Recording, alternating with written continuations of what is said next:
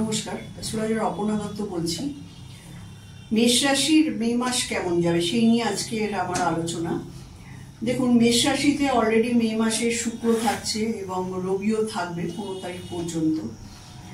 দ্বিতীয়ভাবে বৃহস্পতি শিফট হয়ে যাবে মে মাসের 1 তারিখে নয়, মে মাসে জুপিটার চলে যাবে শুক্রের ঘরে এবং কেতু আছে আপনার ভার্গো সাইনে কন্যা রাশির ঘরে, মানে এটা হচ্ছে ষষ্ঠ ভাবে, এবং সপ্তম, অষ্টম, নবম, দশম ভাবে কোনো প্ল্যানেট নেই।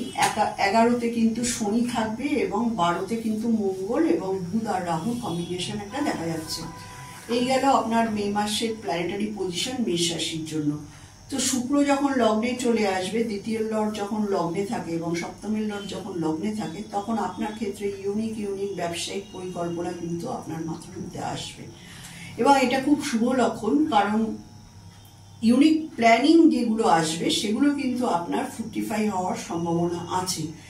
এই কারণে আছে যে দেখুন, রবি কিন্তু লগ্নে থাকবে মে মাসে, এবং মে মাসে রবি যতদিন লগ্নে আছে আপনার, ততদিন কিন্তু রবি আপনাকে নতুন নতুন বিজনেস সংক্রান্ত আইডিয়াকে গ্রো আপ করার জন্য সেই এফোর্টটা আপনাকে দেবে।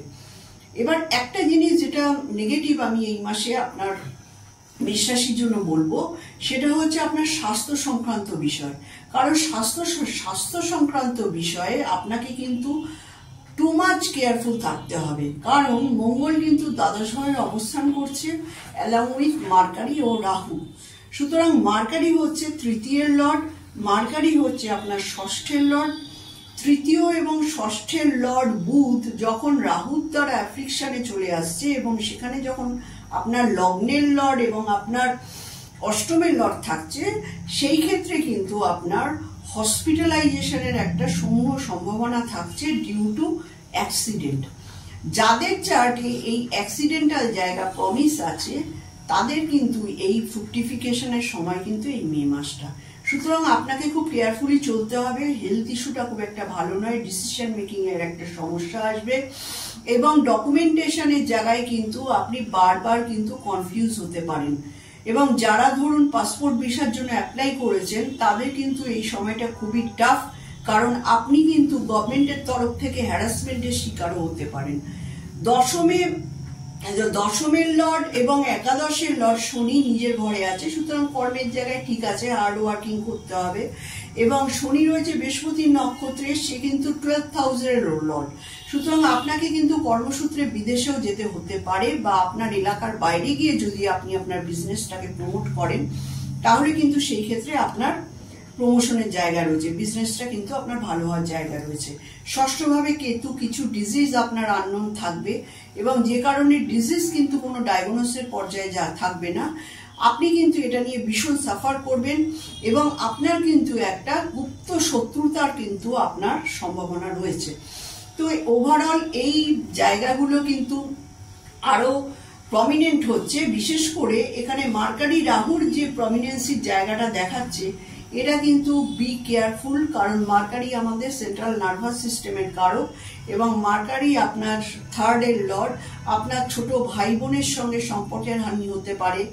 যারা রাইটার আছেন তাদের লেখনীতে কিন্তু ডকুমেন্টেশনের সমস্যা আসবে, পাবলিশিং হতে সমস্যা আসবে। এবং যতদিন মার্কারি ওই মীন রাশি ঘরে থাকবে, এমনিতে মীন রাশি ঘরে মার্কারির পজিশন কিন্তু ভালো নয়, ওখানে মার্কারি ডেবিলিটেশনে থাকে এবং এর যে লর্ড সে হচ্ছে মানে এর যে এক্সল্টেশনের লর্ড সে হচ্ছে শুক্র, সে কিন্তু গিয়ে বসে আছে শত্রু রাশির ঘরে। সুতরাং আপনার এই থার্ড হাউস ওরিয়েন্টেড যারা জব করেন, যারা সোশ্যাল মিডিয়ার কাজ করেন, যাদের ধরুন ট্যুর অ্যান্ড ট্রাভেলিং এর বিজনেস, যারা ধরুন দালালির ব্যবসা করে থাকেন, ডকুমেন্টেশনের ব্যবসা করে থাকেন, যারা কমিশন ভিত্তিক কাজ করে থাকেন, তাদের কিন্তু এই সময়টা ভীষণই টাফ রয়েছে। সুতরাং মে মাসটা কিন্তু আপনাদের খুব সন্তর্পণে থাকতে হবে। আপনারা যদি এই জায়গাটা না বোঝেন, তাহলে কিন্তু আপনাদের ক্ষেত্রে বারে বারে কিন্তু সমস্যার সম্মুখীন হতে হবে। এছাড়া দেখুন, দ্বাদশের লর্ড যে, সে কিন্তু আপনার লগ্নে দ্বিতীয়ভাবে বসে আছে। মেষ রাশি মেষ লগ্নে দ্বিতীয়ভাবে বসে আছে। সুতরাং আপনার খরচা কিন্তু আপনার পরিবার ওরিয়েন্টেড জায়গাতেই হবে। সুতরাং আপনি কিন্তু যদি মনে করেন যে ফ্যামিলিতে কোনো ইনভেস্টমেন্ট করবেন, ফ্যামিলির কারোর জন্য ইনভেস্টমেন্ট করবেন, তাহলে কিন্তু আপনার এই জায়গাটা মোটামুটি অ্যালাইনমেন্ট হয়ে যাবে। না হলে কিন্তু একটা মেজর কিন্তু প্রবলেম রয়েছে, কারণ দ্বাদশের লর্ড যখন দ্বিতীয়তে বসে থাকে তখন আপনার যদি এই জায়গাটা ইনভেস্টমেন্ট না হয় তাহলে কিন্তু এটা রোগের ক্ষেত্রে খরচা হয় অথবা আপনার লসে পর্যবসিত হতে পারে। Be careful. এপ্রিল মাস আপনার যেমন গেছে গেছে, কিন্তু মে মাসে কিন্তু আপনার খরচ এবং আয় ব্যয়ের হিসেবের জায়গাটা কিন্তু আপনাকে ঠিকঠাক করে ধরে রাখতে হবে, কারণ লগ্নে কিন্তু শুক্র বসে আছে, সপ্তমের লর্ড। পার্টনারশিপ ব্যবসার ক্ষেত্রেও কিন্তু আপনার কিন্তু যথেষ্ট সমস্যা হবে, কারণ শুক্র আছে কেতুর নক্ষত্রে এবং কেতু বসে আছে ষষ্ঠভাবে। যারা অলরেডি পার্টনারশিপ বিজনেসে আছেন তাদের কিন্তু পার্টনারের সঙ্গে বিস্তর মত পার্থক্য কিন্তু আমি মে মাসটাই দেখতে পাচ্ছি। সুতরাং সাবধানতা অবলম্বন যে যে জায়গায় করবেন আমি অলরেডি বলে ফেলেছি।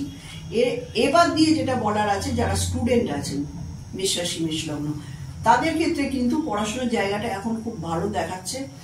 এই মাসটা ভোর কিন্তু আপনারা খুব এনার্জেটিক থাকবেন, এবং যারা মেডিকেল ফিল্ডে আছেন, যারা ধরুন সায়েন্সের ফিল্ডে আছেন, যারা টেকনিক্যাল ফিল্ডে আছেন, তাদের জন্য কিন্তু এই সময়টা ভীষণ ভালো।